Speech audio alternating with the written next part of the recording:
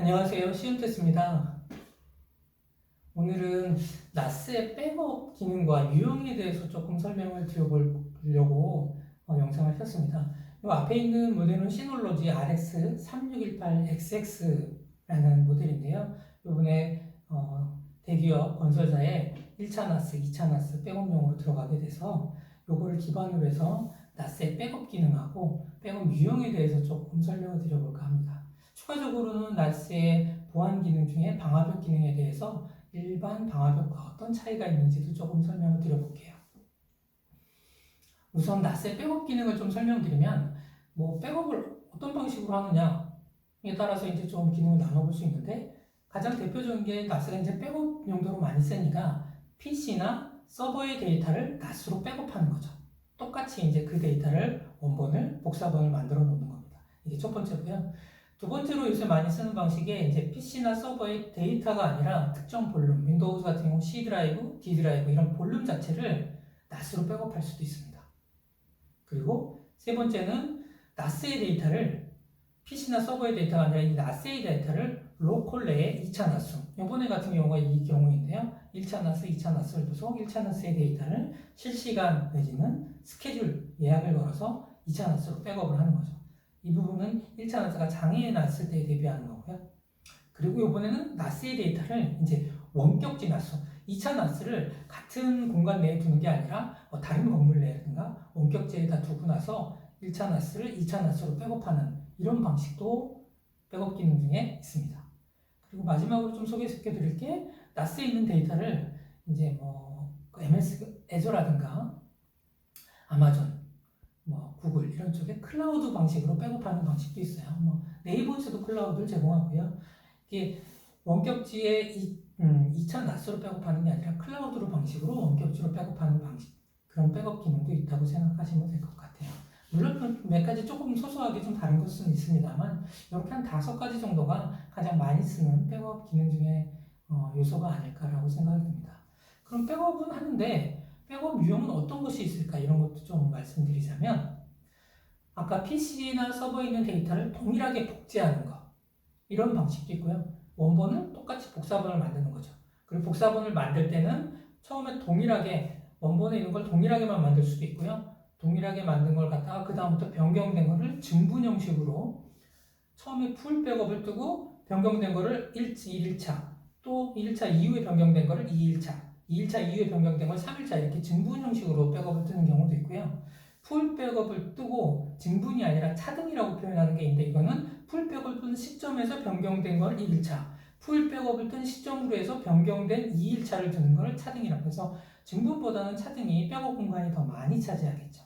그래서 풀 백업, 증분, 차등 이런 식으로 데이터를 동일하게 복제하는 방식의 백업 유형이 있고요.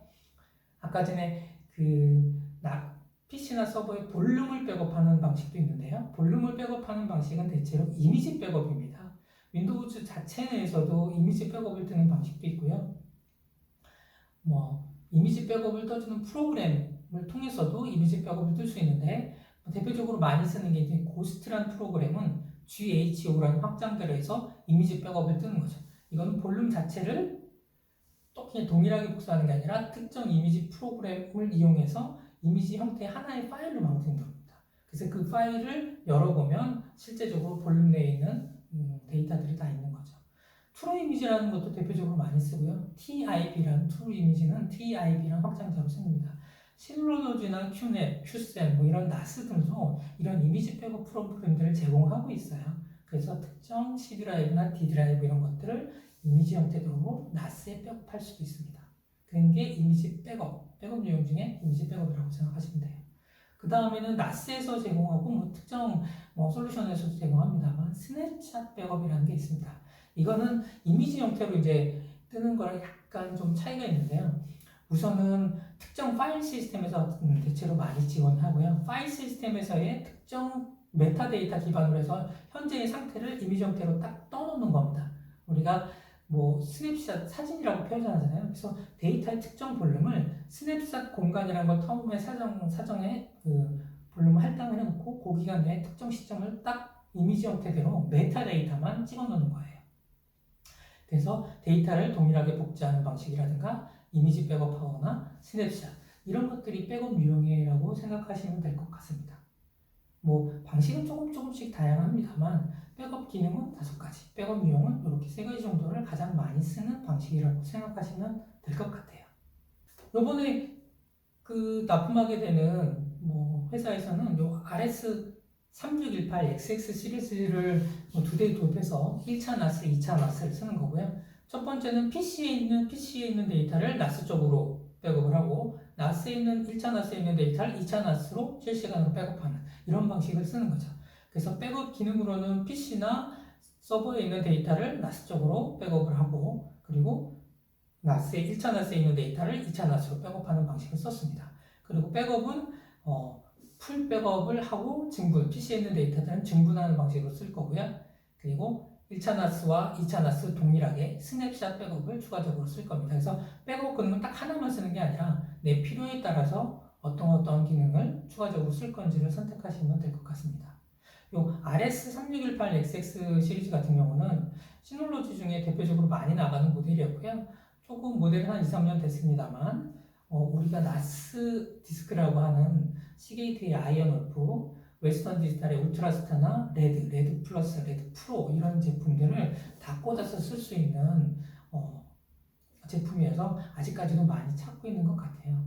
시놀로지에서는 요새 나오는 대형 장비 모델 같은 경우는 펌웨어나 이런 부분에서 그 시놀로지 자체의 디스크만 제공을 지원을 하도록 설정이 되는 경우가 좀 있어서 RS3618XS는 좀 모델이 한 2년 넘게 됐습니다만 기존에 있는 나스 디스크도 호환성에서 전혀 문제가 없기 때문에 아직까지도 많이 찾고 있는 모델이에요.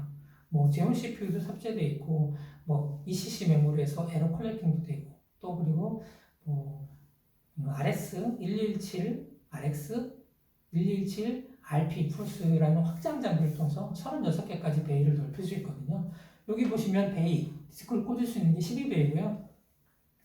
여기 램포트도 4개나 갖고 있어서 뭐 데이터를 나스로 저장할 때 부하 분산도 하죠. 혹시 속도가 더 필요하다 그러면 추가적으로 확장 슬롯을 꽂아서 텐지 랜카드를 꽂아서 더 하실 수도 있습니다. 그래서 이번 같은 경우는 RS3618XX 모델에서 1차 NAS, 2차 PC나 서버에 있는 데이터를 NAS로 백업하고 NAS에 있는 데이터를 또 다시 2차 NAS로 백업하는 그런 방식으로 사용하는 거예요. 추가적으로 한 가지 좀 더 설명드리자면 NAS에는 이제 네트워크로 연결되는 거기 때문에 내부에서만 쓰실 수도 있지만 외부 인터넷을 통해서 외부에서 NAS로 접속해서 데이터를 보거나 쓰거나 그럴 수 있거든요. 그럴 때 이제 외부에서 들어오는 보안 이슈가 있기 때문에 NAS에서도 기본적인 방화벽 기능을 갖고 있습니다. 그래서 NAS의 방화벽의 수준은 응용 프로그램의 어떤 포트 뭐 이런 설정 기능이 약간 있고요. 그리고 소스 IP 계속적으로 패스워드가 틀린다든가 이런 소스 IP를 차단하거나 아니면 뭐 중국이나 뭐 해외 쪽을 차단하거나 이런 것들은 특정 시놀로지에서는 제공하고 있습니다. 그리고 아까 말씀드렸듯이 자동 차단 활성화를 하게 되면 아이디하고 패스워드가 자꾸 틀리되면 시도한 횟수를 일정 기간 초과하게 되면 자동 차단한다라든가 그리고 HTTPS 그래서 그냥 보통 HTTP가 아니라 HTTPS에서 뭐 시큐어 소켓 레이어 이런 암호화 기반의 웹 연결도 지원을 하고요. 인증서 기반도 지원을 하고 있어요. 근데 아무래도 NAS는 보안 전용 장비가 아니다 보니까 약간의 구색을 맞춰놓은 거지 방화벽 전용 장비는 아니거든요. 그래서 기존의 방화벽 대비해서는 성능이 좀 떨어지는 것도 사실입니다. 우리가 보통 방화벽의 이제 성능이라고 그러면 보통 트루풋이라고 해서 처리량 그리고 세션 그래서 초당 처리 패킷 수라든가 패킷 사이즈별 뭐 트루풋, 뭐 처리량 뭐 이런 것들이 있어요. 그래서 사용자가 얼만큼 쓰느냐, 동시 사용자는 몇 명이냐 따라서 그런 것들을 지원하는 그 성능치가 있는데 그런 부분이 NAS와 뭐 일반 방화벽에서는 좀 차이가 있고요. 그리고 기존에 요새 나오는 차세대 방화벽 같은 경우는 좀 지능화가 되어 있습니다. 그래서 뭐 침입 탐지라든가 침입 방지라든가 뭐 이런 차단 기능도 자동적으로 제공하고 있고요. 그리고 어플리케이션 레벨에서 검사와 차단 기능도 같이 구현하는 경우가 종종 있습니다. 그래서 방화벽 같은 경우는 보안 정책을 설정해 놔가지고 다양한 IP 풀을 적용한 다음에 그 풀 단위로 어떤 보안 설정을 한다라든가 VLAN이라고 해서 가상 랜을 구성을 한다든가, 동적, 정적, NAT라고 해서 외부의 IP와 내부의 IP를 연결해주는 방식을 지원한다라든가, 접근 제어도 뭐 좀 더 상세하게 한다라든가, 스태틱 라우팅을 지원한다든가, 아니면 로그와 감사 추적 같은 경우에도 방화벽이 기본 NAS에서 제공하는 방화벽보다 훨씬 더 상세하게 지원을 하고 있고요. 데이터 암호화 경우도 마찬가지입니다. 그리고 이제 VPN 기능도 NAS에서 약간 기능을 갖고 있습니다만 성능상에서 많이 떨어지고 있고요. 보통 방화벽에서 이제 VPN을 지원을 하는데 L2TP, PPTP, IPsec, SSL VPN 뭐 이런 것들을 지원합니다. 방식을 굉장히 많이 지원하고요. 방화벽에서는 그런 것들을 좀 프로그램적으로 편하게 지원하는 거고, NAS에서는 좀 이런 부분이 약간 구색을 맞춰놨습니다만 실제로 쓰기에는 성능상의 이슈가 있어서 지원하는데 좀 한계가 있죠. 그래서 한두 명 정도 쓰시는 건 모르겠습니다만 기업에서 쓰기에는 방화벽 수준으로 나 NAS에 있는 방화벽의 내용을 활성화했기 때문에 문제가 없어 라고 얘기하시기에는 좀 한계가 있는 것이 사실입니다. 오늘은 짧게나마 NAS에서 백업 기능은 어떤 게 있고 백업 유형은 어떤 게 있으며 또 방화벽의 기능은 어떤 것이 있는데 어떤 일반적인 방화벽과는 어떤 차이가 있는지에서 간략하게 좀 설명을 드렸어요. 이것으로 영상을 좀 마치겠습니다. 감사합니다.